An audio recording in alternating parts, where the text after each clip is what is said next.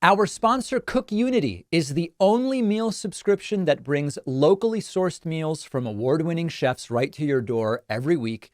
Cook Unity is a collective of some of the best chefs in the country, handcrafting meals in their micro kitchens, delivered fresh, never frozen. There are hundreds of dishes to choose from. The menu is updated constantly. Pick as few as 4 or as many as 16 meals per week.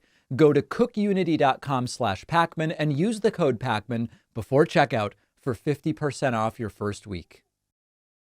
Welcome, everybody. One of the themes of Donald Trump's presidency that was very different from Joe Biden's presidency is that under Trump, we were increasingly at odds with our historical, liberally democratic Western allies. And Trump increasingly waxed poetic and had these sort of authoritarian wet dreams about dictators and authoritarian strongmen around the world. Rather than maintaining a historically good relationship with Canada and the United Kingdom and France and Germany, Trump would instead criticize them and criticize their leaders, and instead would talk about the strength of Xi and the honesty of Putin when Putin told him, "No, we didn't hack, sir. Why would we hack?"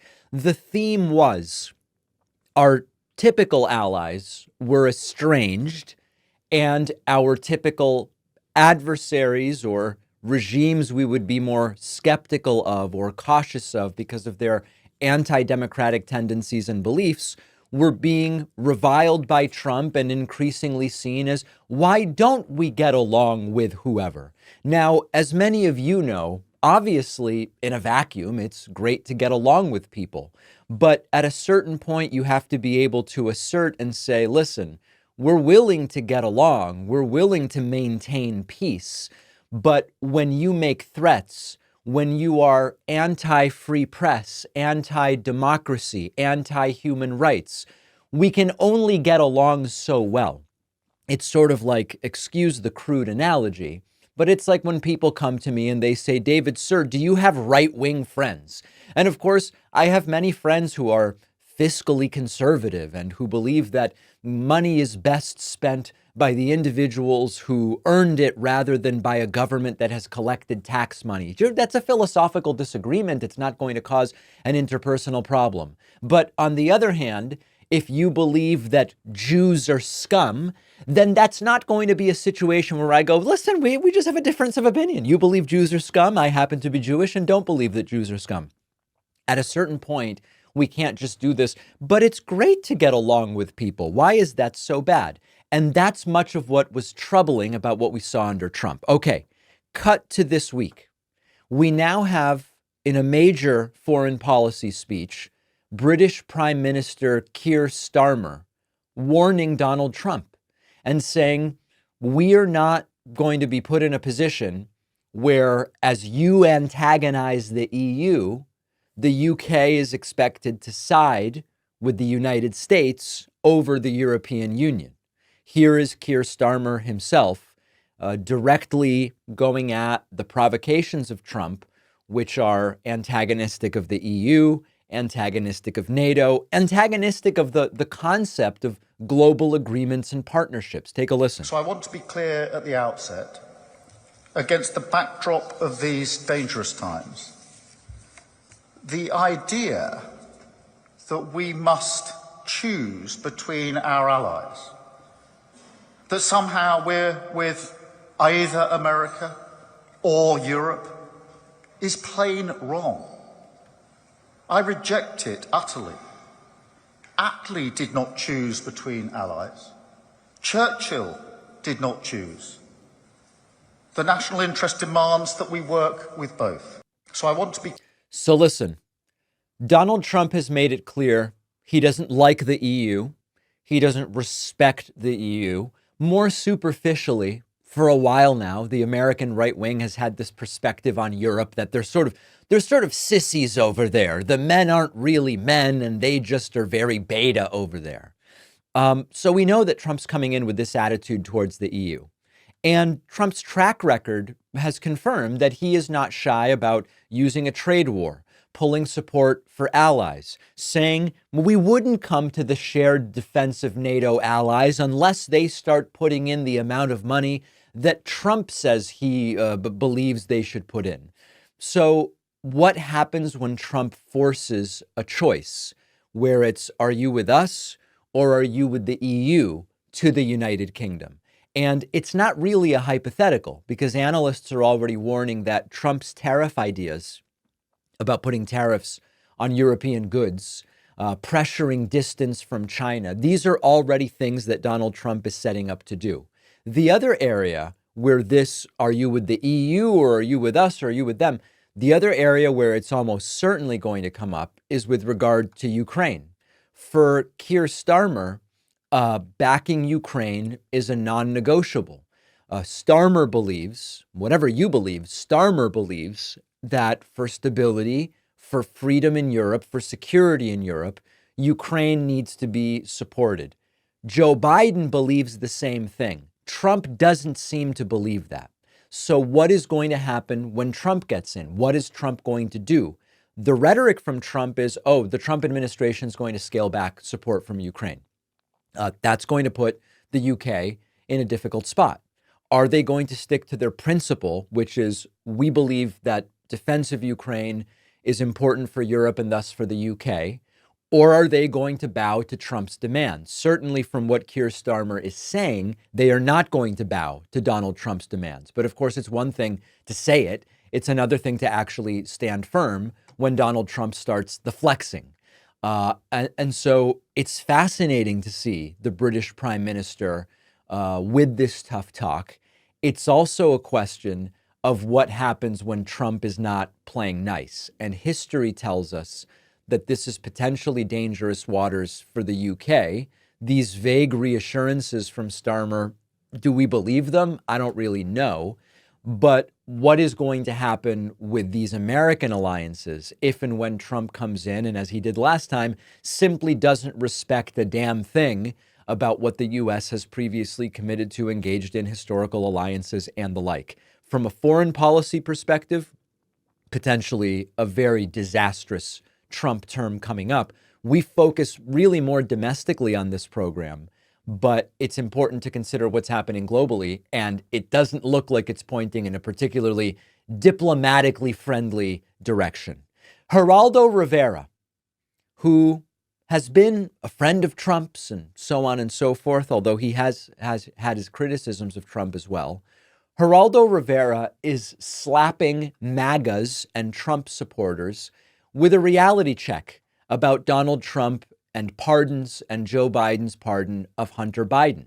Geraldo Rivera took to Twitter, or as we now know it, X, and Geraldo tweeted, or he put out an excretion, as we now refer to them, where he said about Joe Biden's pardon of Hunter Biden, quote, "Most dads, including this one, would do what Joe Biden did.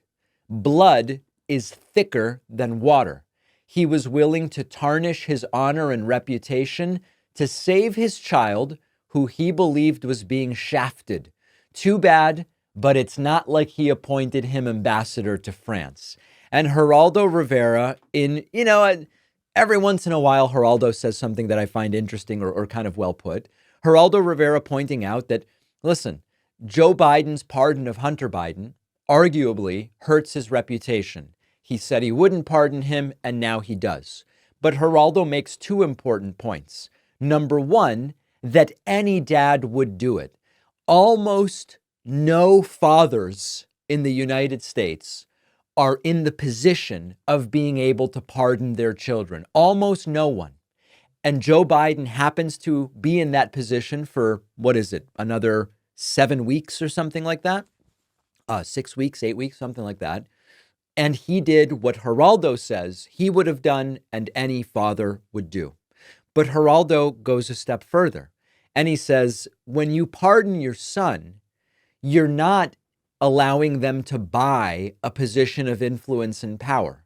Charles Kushner, the father of Jared Kushner, Trump's son-in-law, who, by the way, Charles Kushner, a former convicted felon, already pardoned by Trump, Trump not only pardoned family member Charles Kushner, but he's making him the ambassador to France. So the argument here is, if you are concerned about what Biden did, how are you not absolutely and doubly furious about what Donald Trump did when it comes to Charles Kushner? Now, I want to go a little further. A lot of you wrote to me yesterday. Yesterday, when we talked about Biden pardoning Hunter, I said, I am against this in principle. I'm against the pardoning of friends, family, etc. in principle. I don't believe Joe Biden should interfere in the judicial process. He didn't. Joe Biden said he wasn't going to pardon Hunter, and now he did. At the same time, we have to acknowledge that things have changed. We now know that the guy Trump wants to see as FBI director, firing, by the way, the FBI director he previously selected, Christopher Wray, who is in the middle of his 10-year term. If Trump gets his way and Kash Patel becomes FBI director, Kash Patel has pledged dozens of times to go after Trump's political adversaries. He would go after the Bidens. He would almost certainly try to find more stuff on Hunter Biden. That is a material change from a year ago. We now know that Trump's claims that he's going to weaponize the judiciary and the intelligence community is becoming a reality with Kash Patel. So to the people that are now flipping out, number one, why is your condemnation today so much greater towards Biden than it has been for Trump, pardoning Charles Kushner, making him ambassador to France now? Now, I still don't like it. If we zoom out, I want to try to explain this in the most accurate possible way. If we zoom out, if you say to me, is it a feature or a bug to have presidents pardon family members and friends on their way out of office? I don't like it. If you said, David, construct a country, how would you organize separation of powers? How would you do this? How would you do that? And would you let presidents pardon their friends and family on the way out of office? No, that's not like a feature of a democracy that I would choose. But I understand as a father what Joe Biden is doing here, particularly when you see Kash Patel. Now, I think it's important to mention there are a number of presidents that have pardoned relatives. Abraham Lincoln is one of them. Abraham Lincoln pardoned, commuted, or rescinded the convictions of 343 people. One of them was Emily Todd Helm, the wife of Confederate General Benjamin Hardin Helm and half-sister of Lincoln's own wife, Mary Todd Lincoln. Bill Clinton has done it. Donald Trump has done it. And yes, now Joe Biden has done it. So I don't like it. It's not unique. It's understandable.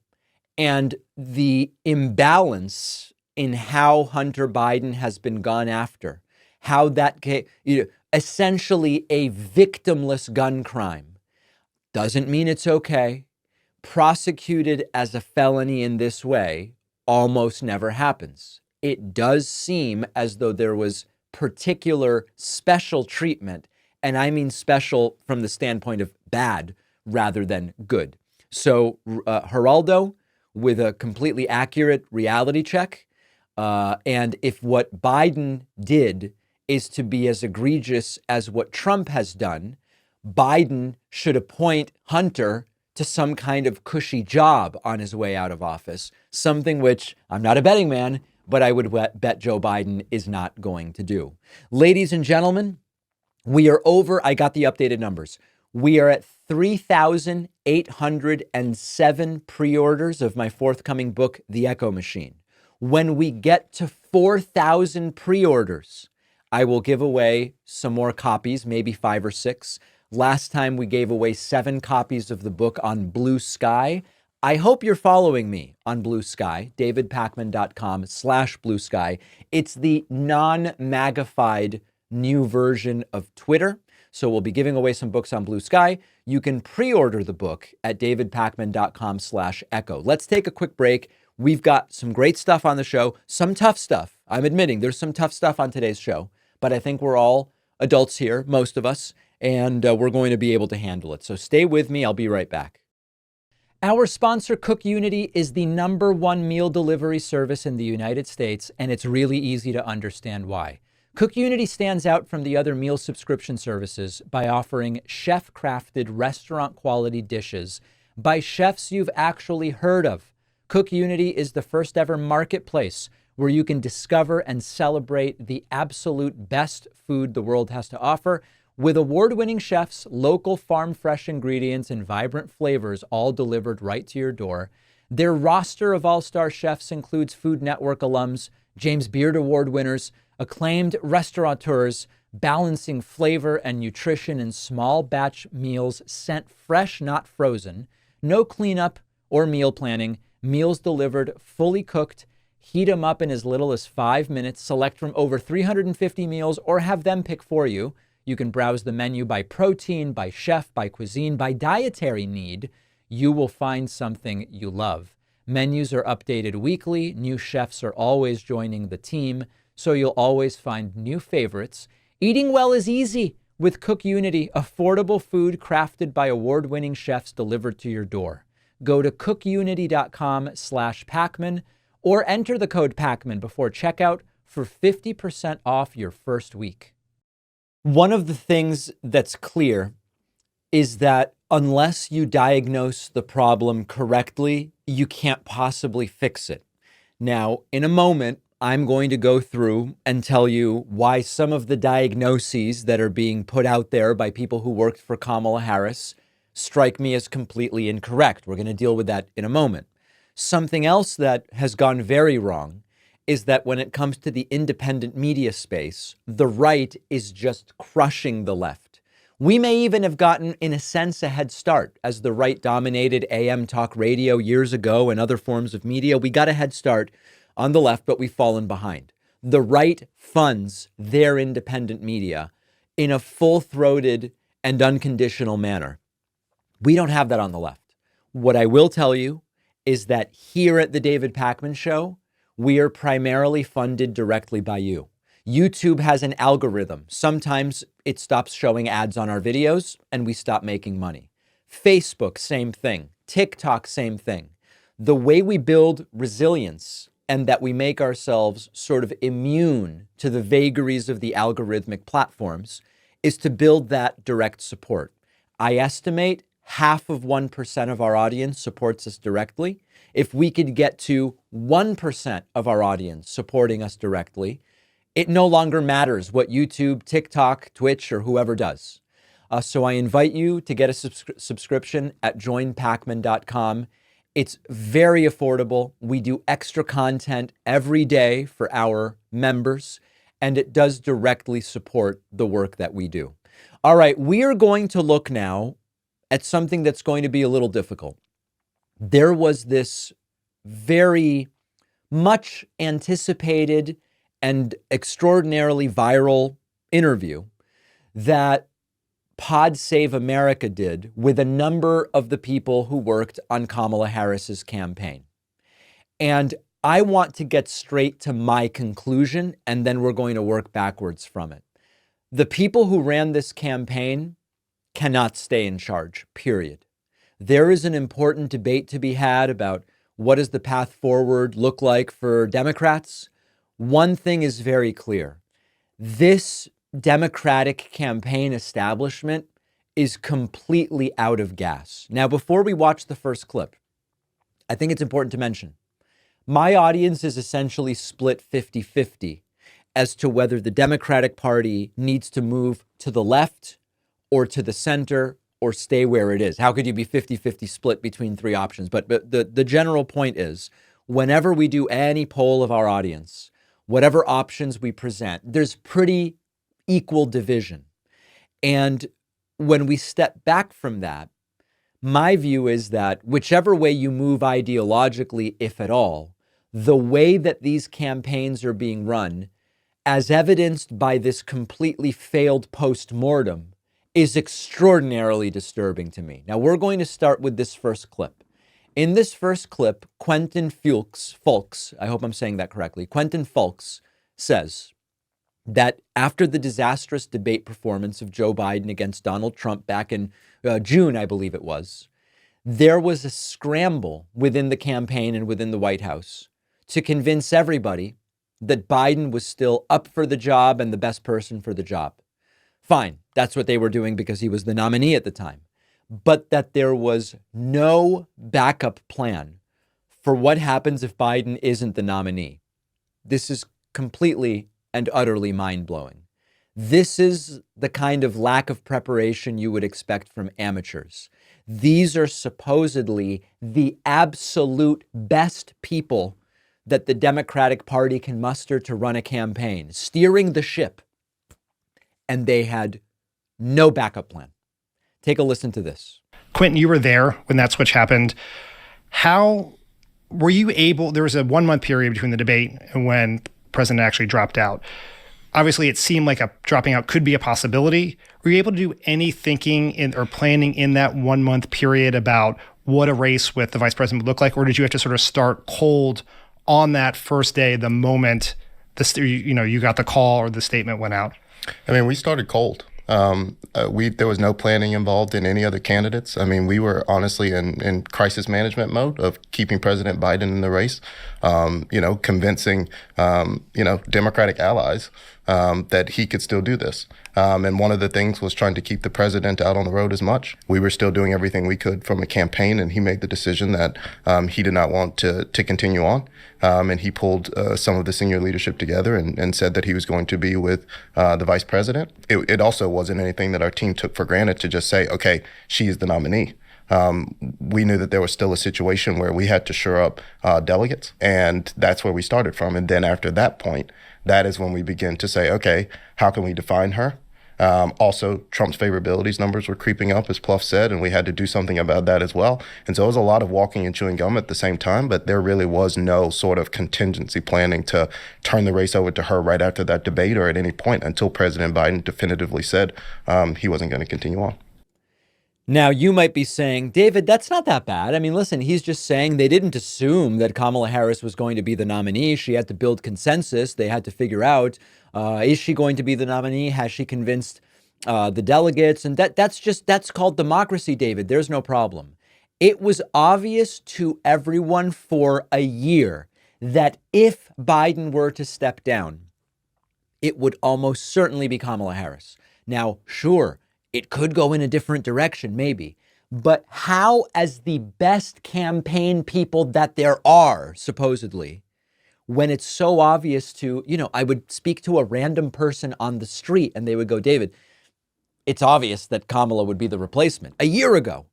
And we are supposed to believe that they had no idea. It's absolutely wild. Now, there's one other thing I want to interject into this. Jon Favreau, speechwriter, other crooked media guy, Jon Favreau, he has admitted that when all of this was going wrong and they were saying, no, we had no backup. Well, there was no backup. No, nothing at all. When they had no backup, internal polling showed Trump winning with 400 electoral votes. And there was no backup plan. Listen to this. Joe Biden's decision to run for president again was a catastrophic mistake. It just was. And he and his inner circle, they refused to believe the polls. They refused to believe he was unpopular. They refused to acknowledge until very late that anyone could be upset about inflation. And they just kept telling us that his presidency was historic and it was the greatest economy ever. We just heard him again say that it's the greatest economy ever. Clearly, 70, 80% of voters don't believe that. They don't believe that about their own personal financial situation, but they just keep telling us that. And then after the debate, the Biden people told us that the polls were fine.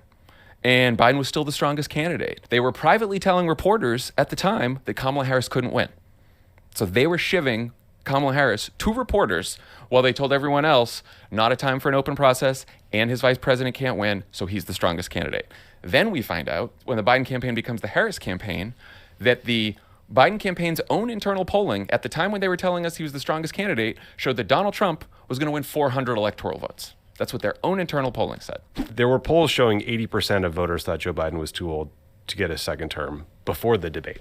And then we all watched the debate. And then in the last few weeks, Biden was campaigning and he said, we need to lock Trump up.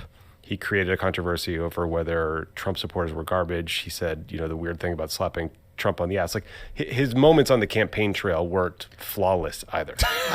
You cannot. It's absurd. It's absurd. Trying to be generous here. I'm done being. All right. So you get the point. The idea here is no backup plan. No backup plan. Meanwhile, internally, they're going, Trump might get 400 electoral votes. Now, later during this interview, let's get back to the Pod Save America interview. Stephanie Cutter, another campaign official, talks about how there was just no way for Kamala Harris to distance herself from Joe Biden. And that one of the reasons that Harris lost is essentially Biden would have lost and Harris was a continuation of Biden. Here she acknowledges it. Trump will be worse, and I think that's playing out right now. And Dan, on the Biden question, we of course got that everywhere we went. And we knew what the data was. We knew we had to show her as her own person and point to the future and not try to rehash the past.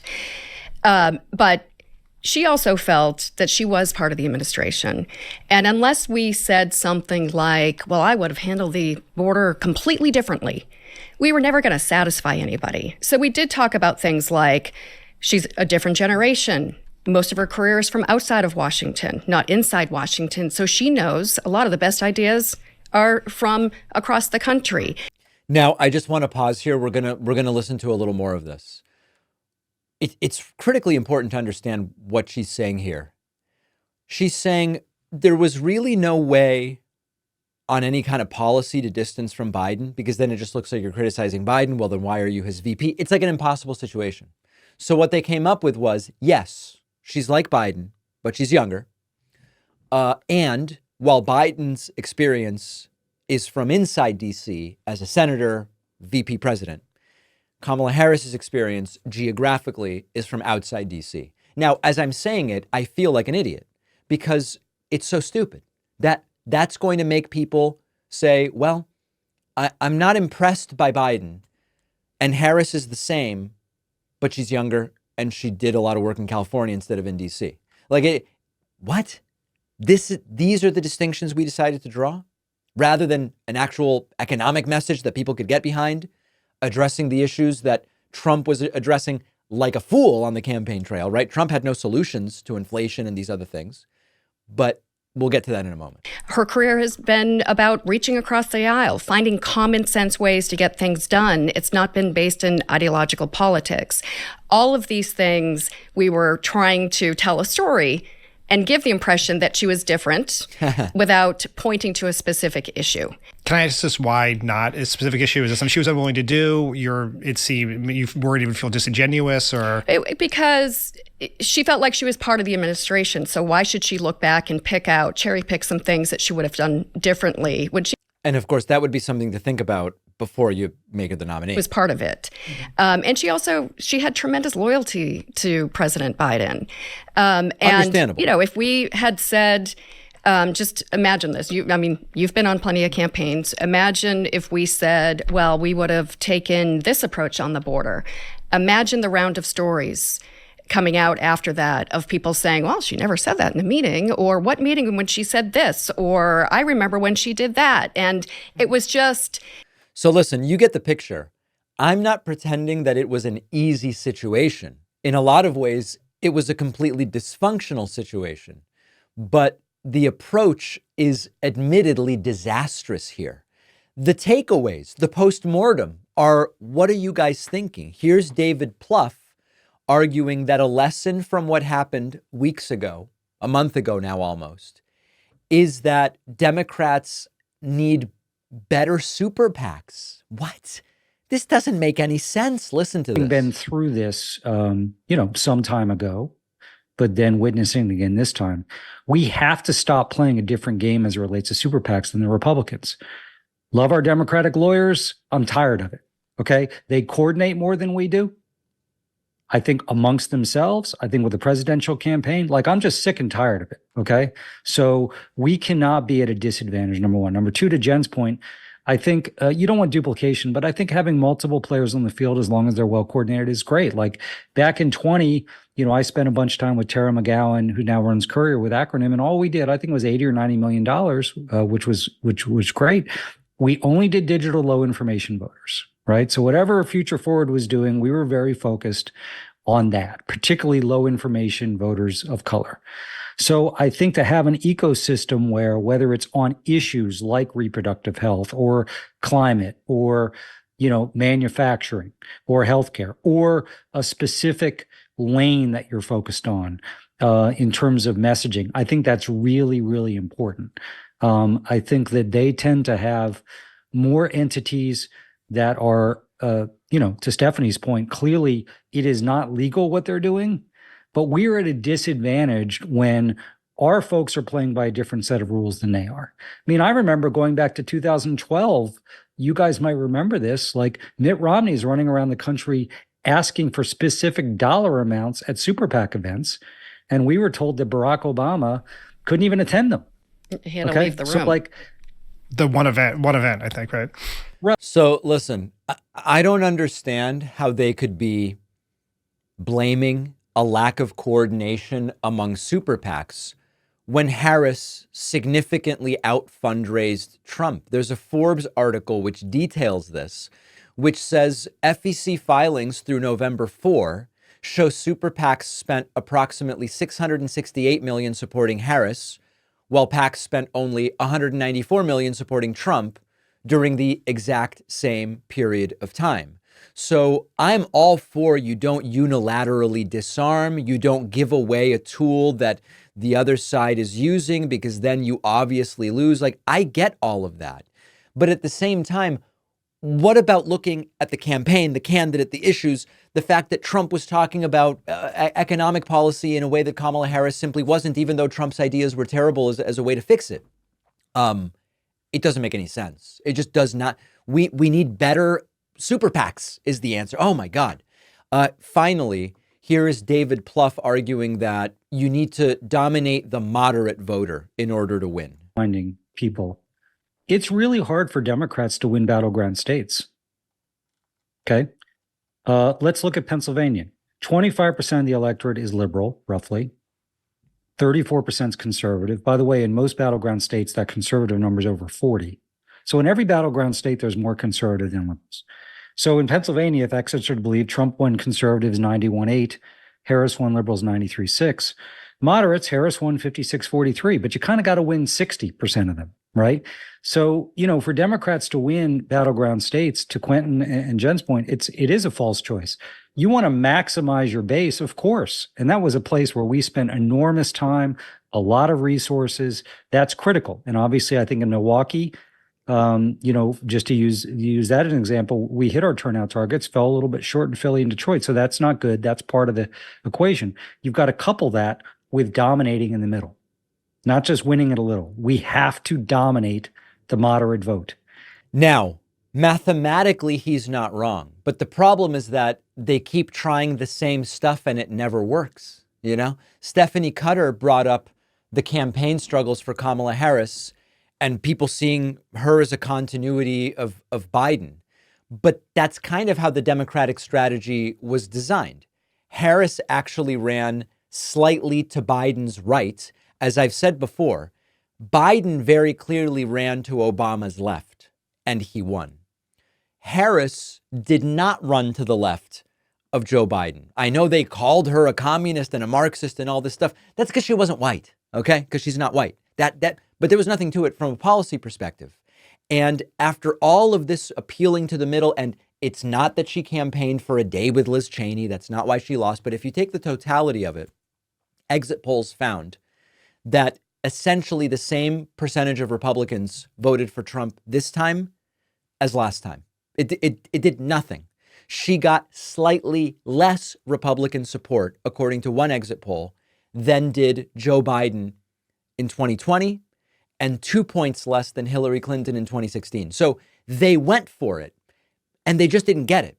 So you either have to change your math or you have to change your strategy, but you can't just keep repeating the same thing over and over again. So final thing I want to mention on economic messaging. President Joe Biden, as a candidate in 2020, ran a way more economically progressive campaign in terms of rhetoric and speeches. Now, I know Kamala Harris had her tax deduction for new businesses, but as from rhetoric and speeches, every speech, Trump was talking about prices and cost of living. more than twice as often as Kamala Harris did it. Now, Trump has no real plan to fix it. He's going to put in place tariffs, which will just make everything more expensive. It's vapid from an able to do something standpoint. But it's a losing strategy when your opponent is talking twice as much as you are about something that keeps showing up in the polling as one of the most important issues. So I see this postmortem as essentially a disaster. They're acknowledging things went wrong, but not really the underlying reality of why that is. So my view is we need a totally new approach when it comes to the campaign. Obviously, different candidates will deal with that. Let's leave it there today. Let me know your thoughts. info@davidpakman.com. We'll take a quick break.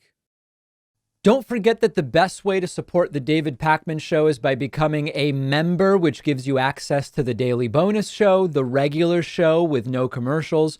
You also get access to our entire archive of every episode dating back a really long time, and plenty of other awesome membership perks. Go to joinpakman.com, joinpakman.com. I would absolutely love this story I'm about to tell you if it hadn't wreaked so much havoc and created so much chaos and done so much damage to the United States.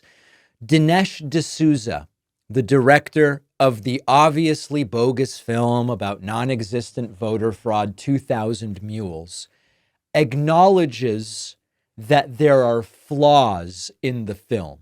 Now, this is the understatement maybe of the century when it comes to voter fraud. New York Times reporting on this.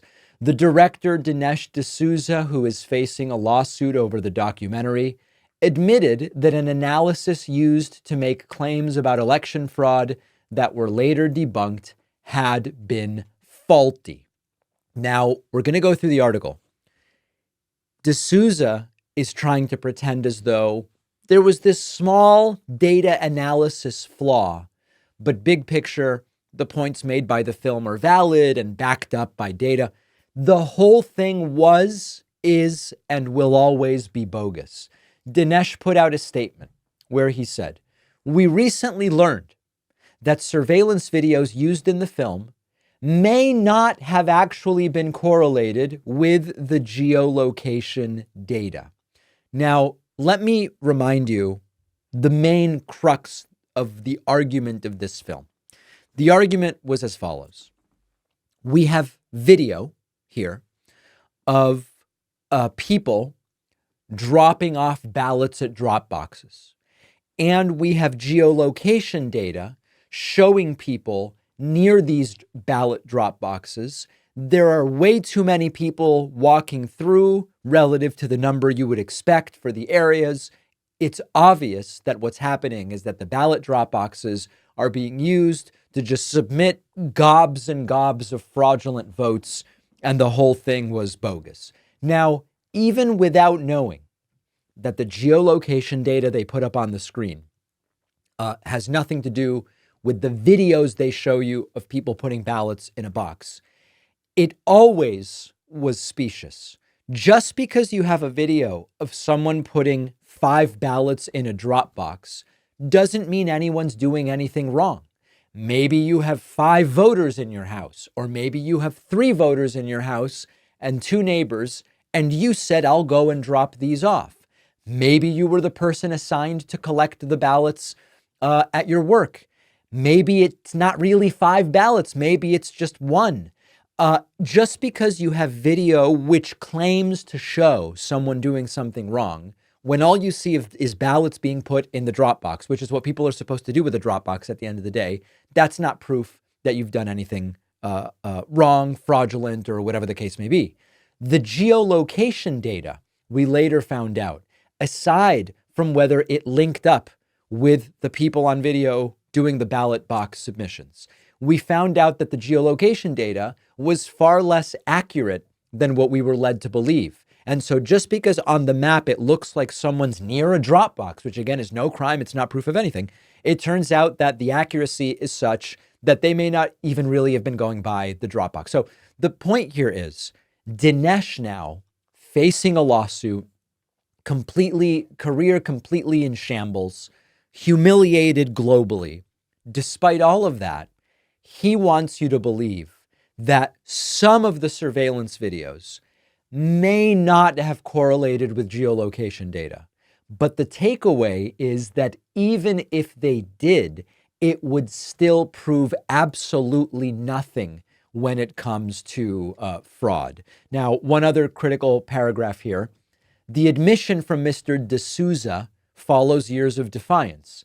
He had long argued that the evidence in his film was sound, even as election experts at the state and local levels declared the conclusions unfounded.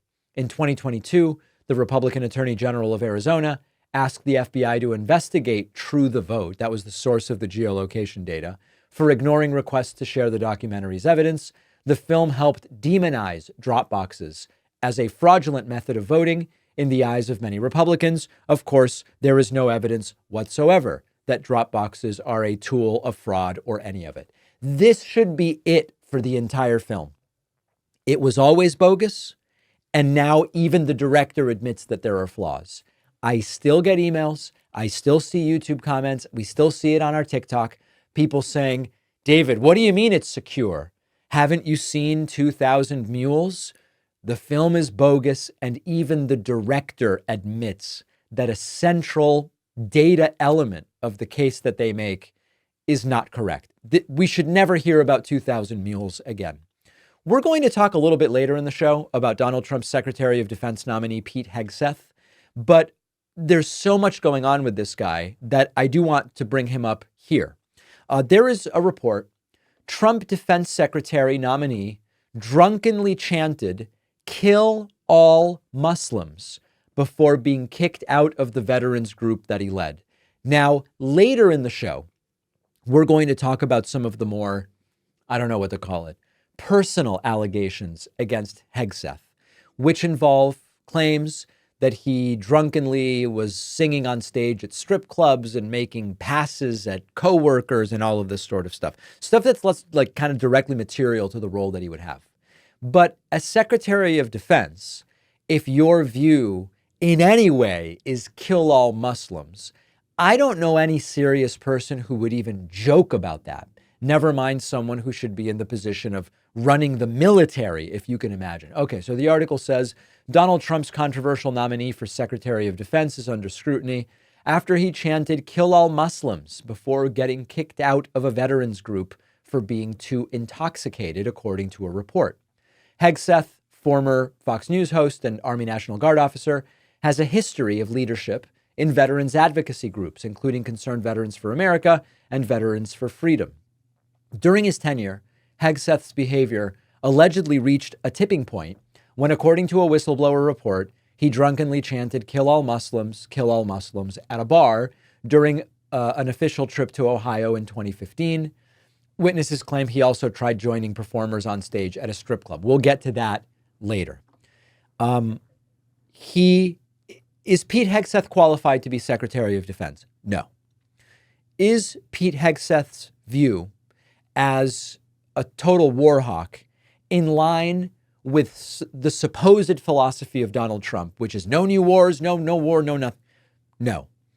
Is Pete Hegseth, from a personality standpoint, completely unqualified and the wrong choice for a position requiring tact and careful consideration and all of the other things required by Secretary of Defense? No, completely unqualified. Is dancing on stage drunkenly with strippers uniquely disqualifying? No, and I will deal with that later. But when you consider the various global conflicts and deployment theaters of the American military, should a guy who chanted "Kill all Muslims" be anywhere near the Department of Defense? The answer is obviously no. You wouldn't, if you were a serious military, you wouldn't even want "Kill all Muslims" guy deployed globally anywhere, whether it's a country where there are predominant Muslim populations or not. Secretary of Defense? We're going to make "Kill all Muslims" guy Secretary of Defense? It's hard to think of a more backwards selection. We have to ask, do they really care about this stuff? When they continue to try to push through Pete Hegseth, now Kash Patel, it's sort of like, why did Matt Gaetz have to turn down the nomination? They probably would have tried to push him through as well. So after the break, we're going to delve in more detail into the totality of the allegations against Hegseth, the sexual assault, the drunken singing with strippers, and all of it. A lot of it is not directly material to the role of Secretary of Defense.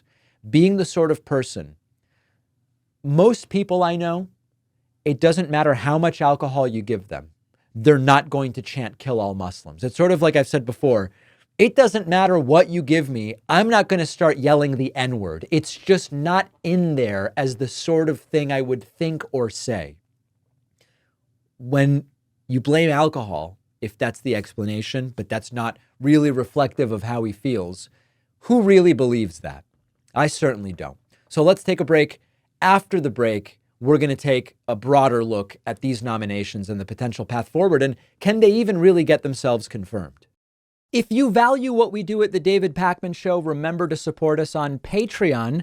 Go to patreon.com/David Pakman Show, where you can get access to behind-the-scenes videos, the daily bonus show, the commercial-free daily show. You can support the show for as little as $2 a month. Check it out at patreon.com/David Pakman Show. Donald Trump and MAGA continue to completely melt down over President Joe Biden pardoning Hunter Biden. I already spoke about earlier in the show, I'm against this whole thing in principle, and I also understand that if you are President Joe Biden and you see Trump nominate to FBI Director Kash Patel, a guy who has made it clear he will go after the Biden family, you see the way that Trump promises to and is nominating people who will weaponize the Justice Department against their political adversaries. Joe Biden did the obvious thing that any father with the ability to pardon people will do, which is he pardoned his son. This is wildly triggering Trump and MAGA, who seem not to care or not to know or not to remember that Donald Trump has pardoned family members and also nominated some of them to cushy jobs like ambassador to France, as he has now done with Charles Kushner. So as a reminder, I told you yesterday that after Biden announced the pardon, Trump took to Truth Central, where he said, quote, "Does the pardon given by Joe to Hunter include the J6 hostages who have now been imprisoned for years? Such an abuse and miscarriage of justice." Trump then doubled down on the so-called hostages. We call them criminal defendants, since I believe in law and order and law and auto, as Trump says. I don't refer to them as hostages. I refer to them as defendants because that's what they are.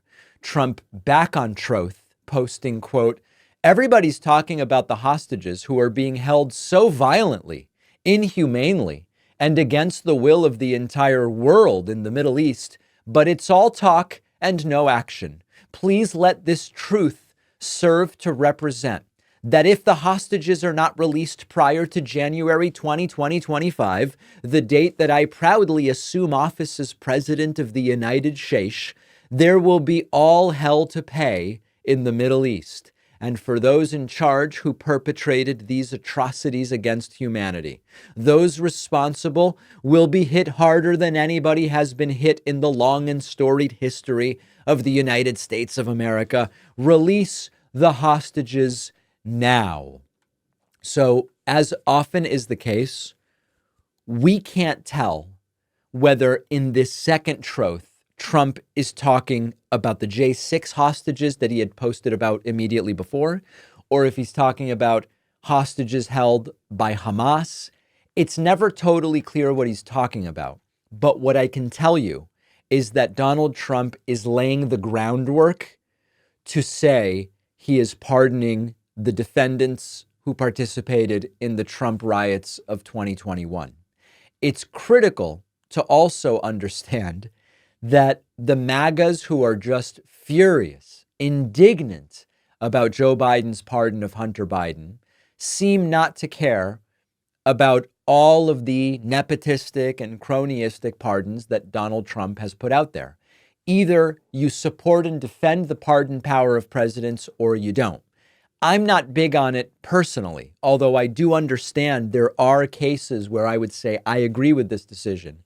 as a general principle, I'm not big on it. And so I have to apply that to both Biden and to Donald Trump. I also understand how, given such a power, a father would obviously use it for their son if you come to believe that the person who's going to come into office after you has a vendetta, personal vendetta, against your family and is going to choose people that will go after your family. That's exactly what Trump is doing by selecting Kash Patel to be the director of the FBI. So Daily Beast reports MAGA goes into full meltdown mode over Joe Biden's pardon of his son, Hunter. It didn't take long for some of MAGA's biggest names to weigh into the president's surprising move. It has a bunch of different quotes. James Comer, who always is desperate to get his name in headlines. Joe Biden has lied from start to finish about his family's corrupt influence peddling activities. Not only has he falsely claimed that he never met with his son's foreign business associates and that his son did nothing wrong, but he also lied when he said he would not pardon Hunter Biden. What's really funny, James Comer has one tool. That tool it's a hammer. We know that. For James Comer, Hunter Biden being pardoned by Joe Biden is proof of the stuff that James Comer spent years looking for and found none. That Joe Biden was in some way involved in corrupt business practices with Hunter Biden. James Comer has claimed it. He said Biden's going to be arrested for it. Biden's going to be impeached for it. None of it happened because they didn't find any evidence. Now that Biden pardons Biden, James Comer pops up and he says, oh yeah, this is about those corrupt business practices or this, that, the other thing. Has nothing to do with it whatsoever. No proof of that at all. Many other Republicans also posting about this. Congressman Jim Jordan said Democrats said there was nothing to our impeachment inquiry. If that's the case, why did Joe Biden just issue Hunter Biden a pardon for the very things we were inquiring about? That is not the case. It is true that you can argue a blanket pardon is potentially for anything, but Jim Jordan is doing the same thing as James Comer, which is pretending that there is evidence for that for which there is really no evidence at all, which is Joe Biden was bribed by China in connection indirectly with Hunter. They don't have any proof of any of it. What we do know is that Trump has pardoned family members and then has given some family members cushy jobs. Tiffany's father-in-law, one such individual, and also now Jared Kushner's own father. A drunk Trump nominee was reportedly carried out of a venue after an absolute and total fiasco involving strippers. Who am I talking about? No, it's not Lee Zeldin. I'm talking about Pete Hegseth, Donald Trump's nominee for Secretary of Defense. Of course, always the best people. We already saw the Matt Gaetz nomination to AG completely and totally implode. We may see the Hegseth nomination implode. We may see the Kash Patel nomination implode. Here is the report from NJ.com. The New Yorker reports Pete Hegseth was forced out of Concerned Veterans for America after a whistleblower report that includes an anecdote of him being held back from trying to dance on a stage with strippers. It described him as being repeatedly intoxicated while acting in his official capacity to the point of needing to be carried out of the organization's events. The detailed 7-page report compiled by former CVA employees back in 2015 says at one point Hegseth had to be restrained while drunk from joining the dancers on the stage of a Louisiana strip club. It also says that despite being married at the time, he sexually pursued the female staffers of the organization, which were divided into the party girls and the not party girls. So listen, the whole idea of Trump is hiring the best people, that whole thing, it's complete and total nonsense. He hires terrible people all the time. If I'm frank, I don't really care about him drunk dancing at a strip club. We know that his personal behavior is antithetical to what the evangelical Christians claim that they support and what Trump claims he supports, even though Trump does the same stuff. We know all about that. The bad judgment of doing drunken strip club dancing and all of it while working in this capacity, of course it's a problem. This behavior would get you fired essentially anywhere. I don't deny that. But to me, being utterly unqualified is a bigger problem. The wild authoritarianism is a bigger problem. The being a war hawk for a long time is a bigger problem. Those are the real problems. Is he, from a personality standpoint, completely unsuited to this task? Of course he is. Of course he is. Is it also the case that I would accept someone with personality problems if they were eminently qualified and bringing value to the table to a job?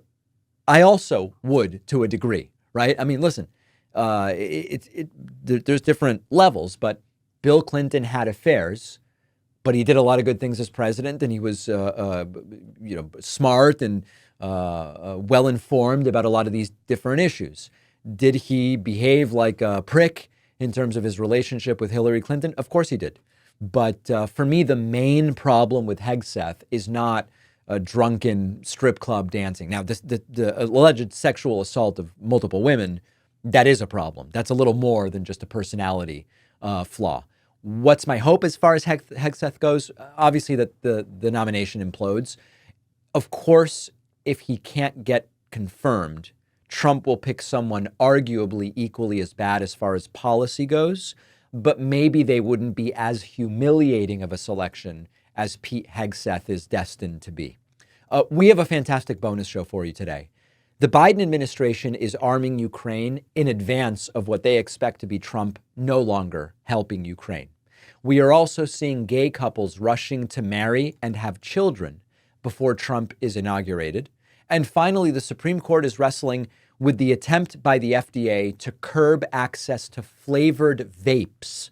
What does the latest research say about these vapes? Hint, it's not good. All of those stories and more on today's bonus show. Sign up at joinpacman.com. Look forward to seeing you there. Pre-order the book at davidpacman.com/echo, and I'll be back here with you tomorrow.